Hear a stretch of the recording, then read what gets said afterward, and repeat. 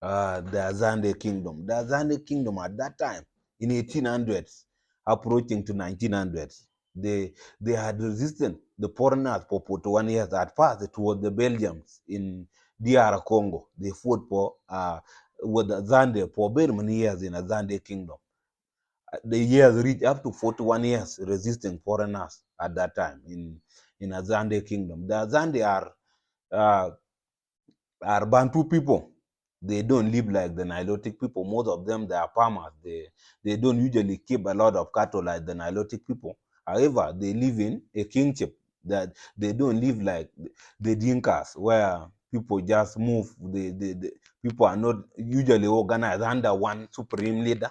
The Dinka people sometimes they are divided in very many ways. However, at that time, when the Azande people resisted foreigners, they defended our land for many years, 41 years, against the Belgians. However, at that time, in 1905, when the British expedition force, which was clearing anything which was moving in the country, because at that time there was something called Mahdi State.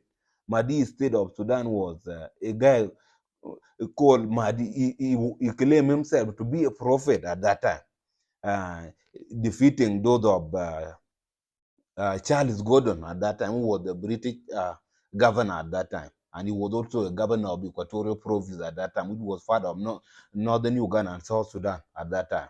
So that time he defeated those of Charles Gordon in Khartoum, and they killed Charles Gordon, and they defeated uh, Taku Egyptian government. That was the past achievement the Mahdi state did in Sudan at that time. So at that time, when the British and the Egyptian defeated the Mahdi state at that time, which was like a Islamic state, when they defeated the the Mahdi state, then the British came with the mentality, and it's more rebellion. If they see you as a respected person in the society, they have to eliminate you. At first, they eliminate very many people like King Akwe, people like Gweg Mundeng, because Gweg Mundeng was having the characters of Mahdi, who was the prophet, and Gweg Mundeng was also respected in his land also, like the Mahdi in Khartoum at that time. So they never wanted anyone who is respected, who is having powers in South Sudan at that time, and it was under a policy called close history godliness of 1922 at that time. So those policies, they don't, when you are respected in the society, the British eliminate you. At that time, there was a king called King Bude of Azande.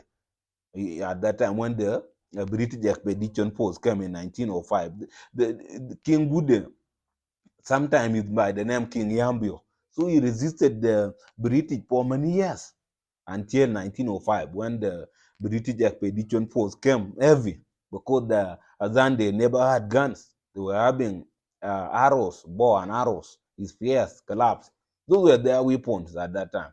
So at that time, in 1905, the British expedition force came with a huge force, and they came and defeated King Bude, and King Bude was killed. And after King Bude was killed, the British expedition force decided to weaken the Azande kingdom by dividing it into three places like Yambio, places like Meridi, places like Tumbura. Those were the three names given to Azande kingdom. It was divided into three based on their past kings, because those were the name of their kings in the past. So it was divided into three, and they named them like that. So that was the time when the Azande kingdom was weakened. Until that time, the Azande never had king until recently, when their kingdom was restored back. Until now, they have their new king now. So that was the history from the past. The Azande people usually used to defend our country. It was our country they were defending with their own lives. So that was the history from the past.